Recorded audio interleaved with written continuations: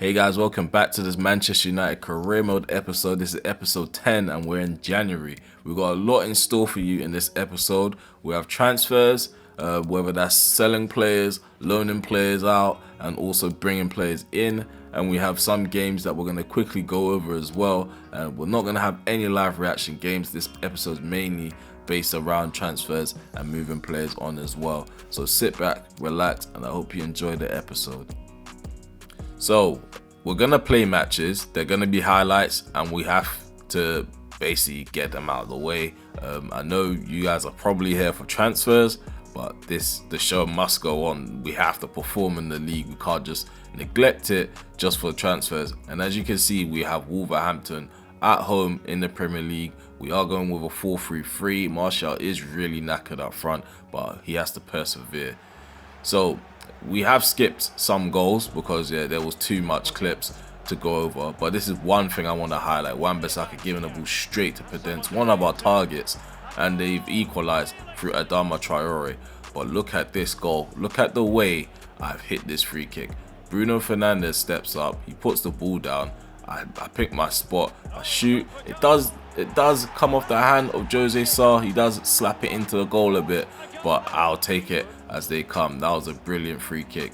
It's now 3-1. It's the 75th minute. We are dominating the game at this point, but look at this goal by Greenwood. This match was basically just to highlight the good goals. So we ran out as 4-1 winners against Wolverhampton at home. They stopped putting up a fight after the third goal, as you can see by the goal from Mason Greenwood. No one was closing me down after the third goal, and I was just popping the ball around, popping shots anywhere I liked. And we got the 3 points in the end, which is important. Tomasz Jakub has an offer to go out on loan in Liga NOS to Vitoria SC. I'm gonna approve of it. They want to do a loan to buy. I'm gonna switch it up and turn it into a short loan. So we have Leicester City in the next game. It's a big EFL Cup match, the semi-finals. Leicester City aren't a team that are easy to beat or come up against. So I'm gonna try field a strong team. It's gonna be a 4-3-3 formation. Tom Heaton is going to play in goal. I did say a strong team, but Tom Heaton needs some game time if he's going to be my second choice keeper until the end of the season. I have Delo, Lindelof, Varane and Shaw at the back. I have McTominay with the captain band, Pogba in the midfield with Fernandes as well. We have Rashford up top with Mason Greenwood and Sancho on the right hand side. So yeah, again, like I said, it's going to be a really hard game, so I'm going to try to give it to them. Michael Salisbury is the referee. I don't really like this guy. He always gives decisions against me. But yeah, as you can see, I skipped straight to the second half, because the first half was so dry and dead. And Fernandes has the ball here. Rashford pulls off a shot after Fernandes plays him in, and Schmeichel pulls off a lovely save. Van der Beek has the ball inside the Leicester box. It gets cleared eventually and headed back to Van der Beek. Here's Cavani, who backheels it into Pogba, and he rolls it into the bottom right corner in the 75th minute to give United the lead. So the pressure is piling on us now. Lindelof, he plays the ball up the field. Sancho gives it to Van der Beek, who loses the ball to Ndidi, and Tielemans plays in Vardy, and he takes a shot, and Heaton pulls off a lovely save. So far, Heaton's been playing really well in this game. In the 84th minute, Lookman comes in to my penalty area. He plays it into Tielemans, who's outside the box. He gives it to Samare, who easily passes it into Vardy, and he has an easy tap-in to make it 1-1. So you see how much it means to Leicester City. So they don't stop there. Here's Ayoze on the right-hand side. He plays it into Vardy, and somehow Tom Heaton manages to get beaten from his near post from there. It's really shocking. But we have to move on. We've got a lot of business to do. One of them is JLINGZ. His contract was expiring. I gave him an extension just so I can sell him on for some profit. And Napoli is the team that's in for him. 15.3 million. I'm just going to accept it now. I can't be asked to do negotiations and see them fall through. We have the next game against Birmingham City. It's going to be a quick match. There wasn't much to highlight in it. We're playing in St Andrews in the FA Cup. And we're obviously the away team. We're going with 4-3-3. Tom Heaton again making an appearance. Bailey probably making his last appearance in this series. Maguire comes into the team. Wan-Bissaka has a chance again to prove himself, prove that his form isn't just a little glimpse, a little blip. And also we have Mata Resort in the team, who's probably linked to leaving the club on a free. So I've given a debut to a young player called Poached. We were lacking in the right wing position and we were basically bare bones, so I had no choice but to throw the 16-year-old into the game. We started the game off with a penalty which was given very early, and as you can see, Cavani dispatches it. But on the other end, in the 45th minute, Birmingham City do get a penalty as well just before half time. Troy Deeney takes it and he misses it, and he almost whacks his own fans in the face with that poor penalty. In the 74th minute, we double our lead. Martial's played in behind by Van der Beek, and Martial can easily square it into Rashford, who taps it in for 2-0 to Manchester United. So we managed to get the victory in the end. We played well, just didn't take a lot of chances, hence why the scoreline's so short and so little. Tom Heaton did stand out. He played really well in this game.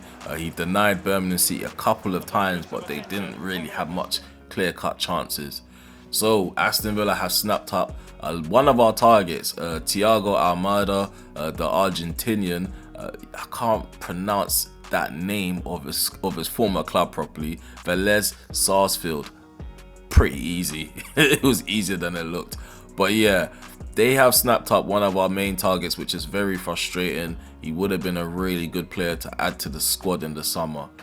So Lindelof is now linked to Real Madrid. I'm sure it will probably be one of his desires to play in Spain, play in Santiago Bernabeu. I'm going to basically flirt with the idea of it. I don't actually want to get rid of him. I just want to see how much he's worth in today's market in his current form. We also have confirmed the sale of JLINGZ. We finally see this guy out of the door. Not to be disrespectful, but he's prolonged his time here. He's been here for a very long time, but he's not really lived up to the expectations that we have set for him. Thomas Jakob has also gone out on loan. A good piece of business for me. Signed him from a South American team and now loaning him out straight away. He's 17 and his overall 65, so he has huge potential. Hopefully he meets it. Also, Axel Tuanzebe, he's not getting game time at Aston Villa, and also he's in poor form. So I'm going to recall him and then try loan him out. See if I can find him a better suited club and give him some game time here and there while he still remains here, and hopefully, yeah, things work out in our favour. We're going into this next game against Aston Villa. We're away from home. Yeah, as you can see, we're already in the mix of it, and we're in the 26th minute. McGinn has the ball, plays it forward, and then Varane doesn't get the ball cleared, and look who it is. Thiago Almada, one of our targets, scores against us, which is really frustrating. A nice volley goal as well. We come forward in the 36th minute to try and equalise, and that's exactly what we do. Mason Greenwood backheels it into Martial, and somehow the ball creeps underneath Martinez's arms. So in this next clip, in the 62nd minute, we try to get the ball cleared. Fernandez gives the ball away to Nakamba, and they come back full attack, and Sanson just smashes it in top left corner, and there's 2-1 to Aston Villa. So it's really late on in the game. At this point, Aston Villa could be 6-1 up. We have been played off the park. We've not really turned up at all in this game, but look how funny football is. We have a corner right hand side, we swing that in, and then Varane equalizes for us. Out of nowhere, we're back in the game. We can salvage a point from this. Look how much it means to the bench, look how much it means to us. We're really getting away with murder right now. We shouldn't even have a sniff on goal at this point. But look how funny football is. Like, it's just unbelievable how we've turned this whole game around. Look at McTominay. He's riding the challenge from Sanson, plays it into Sancho. Sancho gives it to Pogba. Pogba gives it back to Sancho. And look, we are winning 3-2. How have we done that? Well, I'm playing on the ultimate, bearing in mind. When I play on ultimate and when I'm down and out, I'm really down and out. And look what's happening. We're pulling off results when we don't deserve to even get a point. Steven Gerrard should be really hard done by. I feel sorry for him. Sanson played really well in that game. So did Emi Martinez. I don't know where that little spur of energy came from in the last minute and the last moments of the game. But we managed to pull the 3 points out of the bag. And yeah, we'll continue on our run. And now we have an offer for Bailly, 17 million for Roma. I'm assuming that's as much as they're gonna give us. That's probably as much as we're gonna get for Bailly. I also gave him an extension just to sell him on as well. I'm gonna go ahead and accept that. I bidded 17 million for Podence and I've reached an agreement with Wolverhampton. So I'm quite happy with that. I'm gonna accept it and then move on to some negotiations with his contract down the line.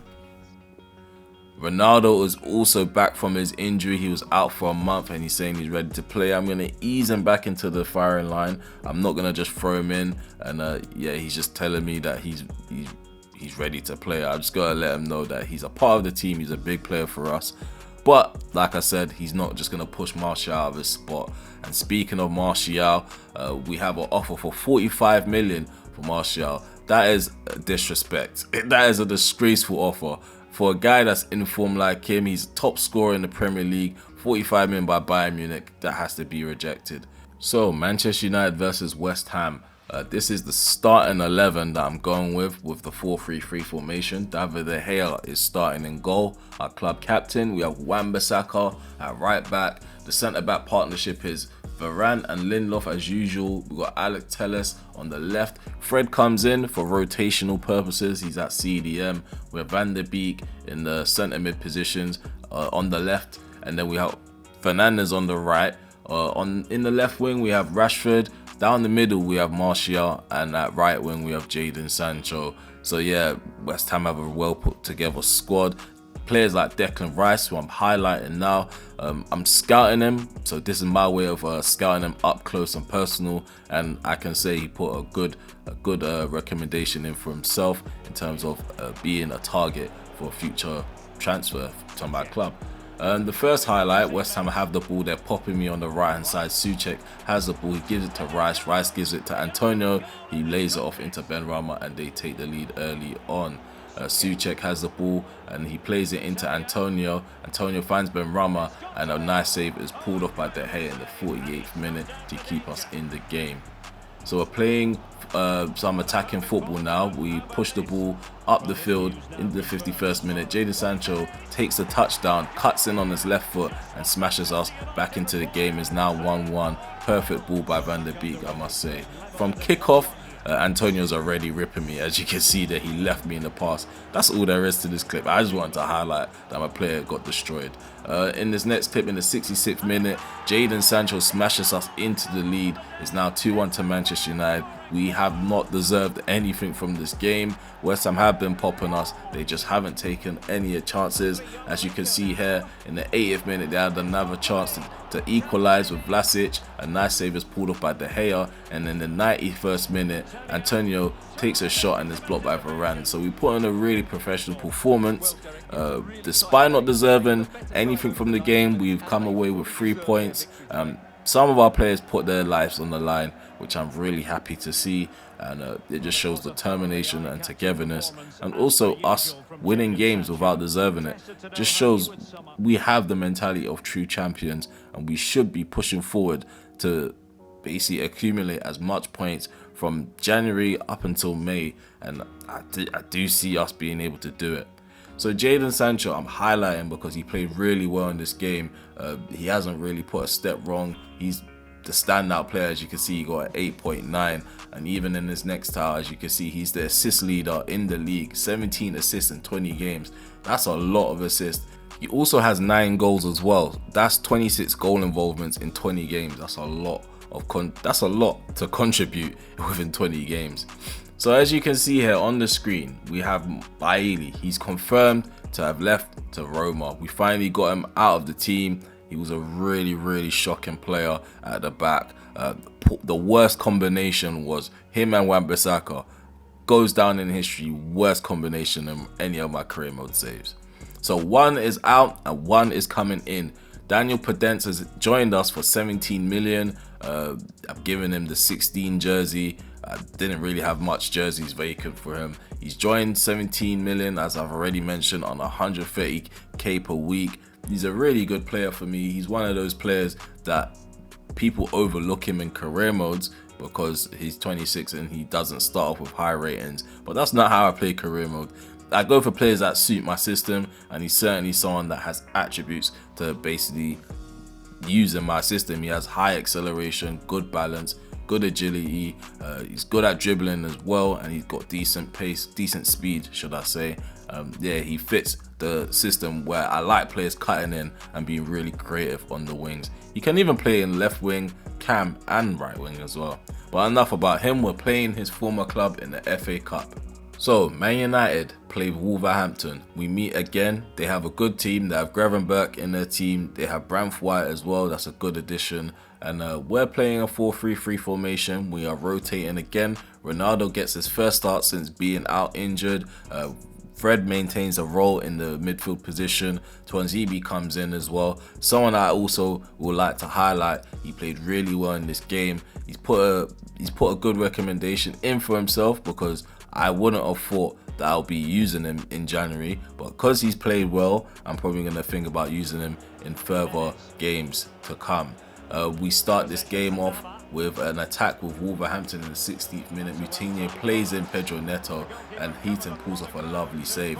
But that doesn't stop there. On the other end, we counter-attack. We have Mason Greenwood on the right-hand side. I see Rashford. Rashford plays it into Ronaldo, and there's an easy tap-in for 1-0 to Manchester United. In this next highlight, in the 60th minute, the ball is played forward for Wolverhampton. We have Ait Nouri. He crosses it in. Tuanzebe fails to get it cleared. Neto takes the ball, plays it into Jimenez, and the save is made by Heaton. So we managed to pull off a 1-0 win in the FA Cup. There wasn't much to report on in this match. It wasn't a dull game. It's just that the highlights wasn't as significant to basically highlight them. So before the game, I highlighted Axel Tuanzebe, and I'm going to do the same thing at the end of the game. As you can see, he had really good stats. He played really well. From his heat map, he was good at carrying the ball from the defense into the midfield positions. As you can see, he had 11 dribbles and he had a 100% success rate at it. His passing, he had he done 28 passes in the game, and he had 100% passing accuracy. So he looks like a really good ball playing defender. He just needs to develop and kick on from here. He's 24 years of age, so his development window is quite slim at this point. So now Juan Mata has agreed terms with Brighton. He's going to be leaving on the free in July. I weren't using him. He's getting on with age. Brighton would definitely suit him because they are a possession-based team right now. Goncalo Inacio is our second signing. We have confirmed it for 27.6 million from Sporting Lisbon. I'm really happy to get this over the line. He's a left-footed centre-back. He's ball playing as well, and he has a good reputation in Portugal, and he has a lot of potential. He can reach it. He's only 20.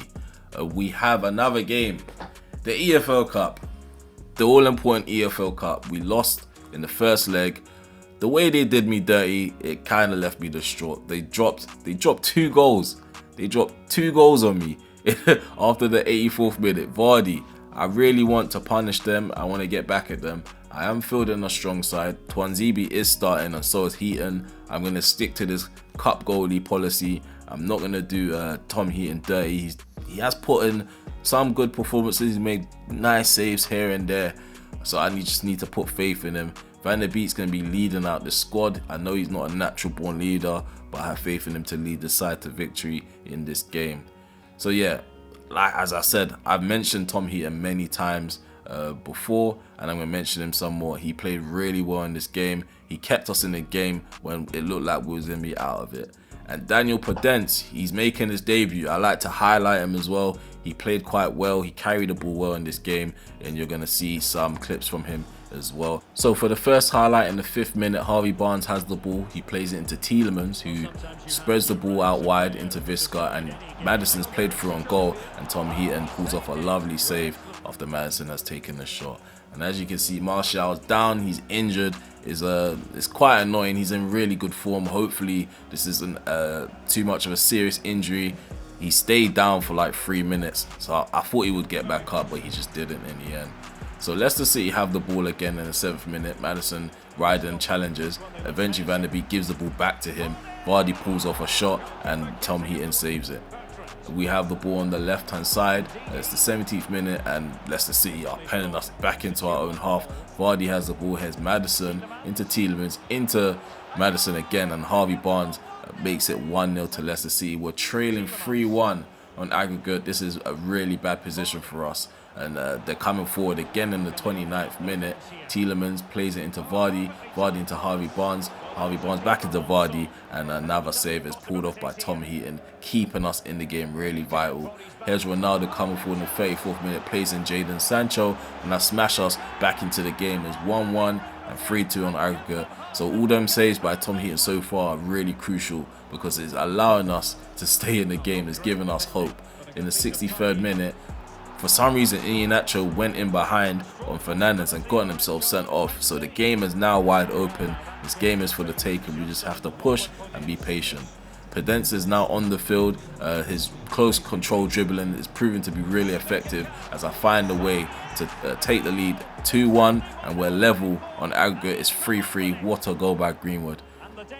In the 79th minute, Greenwood plays the ball forward. Here's Jadon Sancho on the left-hand side, just bombing down the left-hand side. He has a lot of space. He plays it into space, into Podence, and look what happens. He hits the post from a sweat. He's just standing in the goal, all shocked.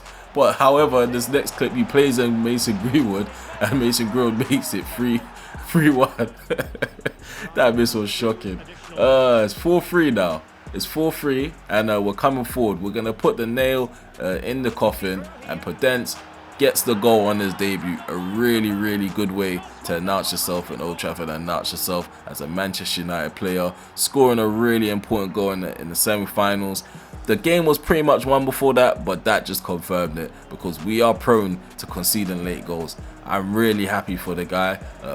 Yeah, you're going to see a lot more of him. You're going to see why I signed him. He really suits the way I play FIFA. I like using players like him. So Mason Greenwood is highlighted. He had a really good game. He had 4 shots in total and scored 2 goals. He spurred us on to get the victory. Bearing in mind, I did bring Ronaldo on. He didn't do much, so I had to move Greenwood down the middle. So it just goes to show Ronaldo isn't as effective as everyone would think. So we have really bad news. A season-ending injury for Anthony Martial, an anterior cruciate ligament. He's out for 7 months. It's quite annoying because he's made really good strides this season, pushing Ronaldo out of the team at certain points of the season as well. We're going to have to use Mason Greenwood. I have to turn him into a striker. I did just sign Podence, so we have a lot of options on the wing, but I need more options up front too. So Real Betis have attempted to sway Lindelof into their camp. His release clause has been breached, which was 31.5 million. It's quite annoying because he is one of our main defenders, main starters, and yeah, I'm gonna leave him to negotiate. I'm not gonna get in the way of him moving to that club. And this is why God is good, because Victor Lindelof has failed to reach an agreement with Real Betis, and he's in my office now saying he's relieved that the move didn't go through.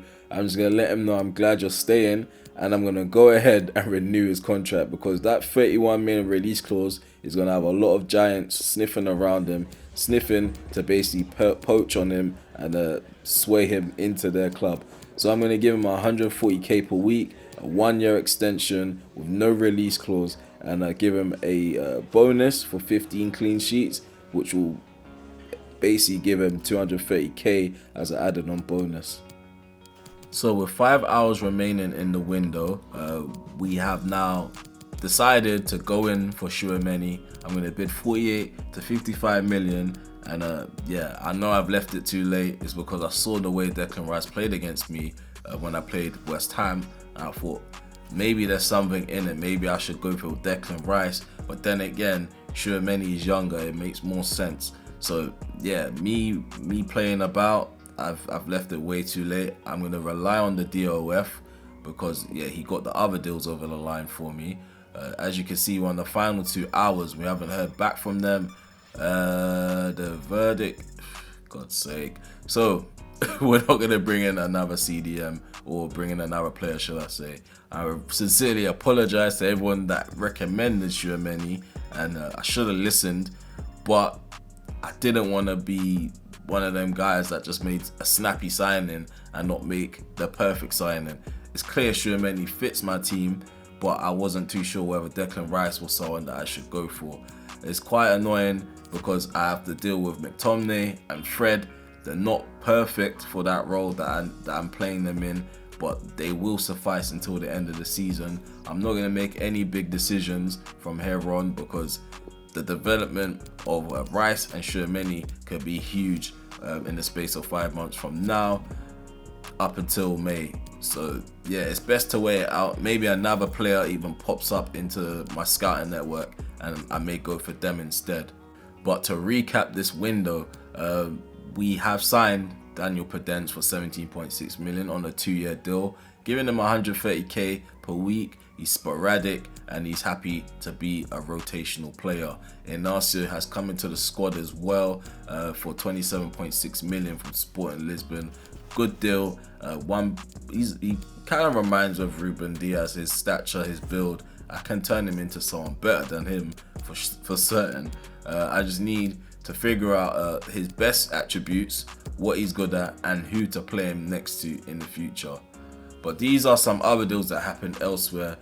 Theo Hernandez returns to the Bernabeu for 95 million. Paulinho has joined Tottenham Hotspur. Muller joined Manchester City, and Dombele has joined Liverpool. Joe Gomez has gone to Juventus. Fekir and Koke has joined PSG. Calvert-Lewin has gone to Spurs. And Naki Williams has joined Leipzig. And then we have Tierney joining Juventus as well. This is the state of the table as we're ending this episode. Manchester United are on top, obviously, 66 points. We are 16 points clear. We're really running away with this now. Manchester City are second with 50 points. They're level on points with Liverpool, who are third. Also, Chelsea have fourth with 43 points. Tottenham are fifth with 42. West Ham are level on points with them as well. They're at sixth place. We have Arsenal, who are seventh with 39 points. And Everton are on the top half of the table still with 38 points. So Everton aren't far away from the team that's fourth place. They have 38 points, so they're only 5 points behind Chelsea. They can catch up, so top four is wide open. Ninth place, we have Crystal Palace with 33 points. We also have Wolverhampton at 10th with 31 points. Newcastle are 11th with 29 points. Leicester have pulled it back a tiny bit. They're now 12th. They're not far away from the top half of the table. Burnley are 13th. We have Southampton, who are 14th. Leeds United are 15th. We have Aston Villa at 16th. They're still in a rut, but they put up a really good fight against us. Watford are 17th, and the bottom three are Norwich, Brighton, and Brentford. So we have a big February ahead of us. We have Burnley, Southampton, and Leeds in the league. All three of those games are going to be highlighted games. And then we're going to have Inter Milan in the Champions League for the first leg and the 23rd. That's going to be a live reaction. So all four of those games is going to be one big episode. And we're going to have one episode dedicated for the cup final on the 27th against Arsenal in the EFL Cup. So we're going to Wembley. Hopefully bring back a trophy for you guys to see. So that caps off this episode. If you made it this far and have enjoyed this episode, please leave a like. If you're new to the channel, subscribe. Please, it goes a long way. And drop some comments below. Are you guys enraged at the signings I've made? I've not made the typical signings that you will see on YouTube. I have gone with players that do fit my system, players I haven't used before. That's something I like to do when I play career mode. But yeah, just let me know what you think. Are you annoyed with the signings I made? What do you think of Podence on his debut against Leicester City? What do you think about his miss? I couldn't stop laughing at that. I couldn't believe he missed that. But yeah, let me know what you think about that as well. And yeah, voice your opinion, be heard. And I hope to see you in another episode. Goodbye for now.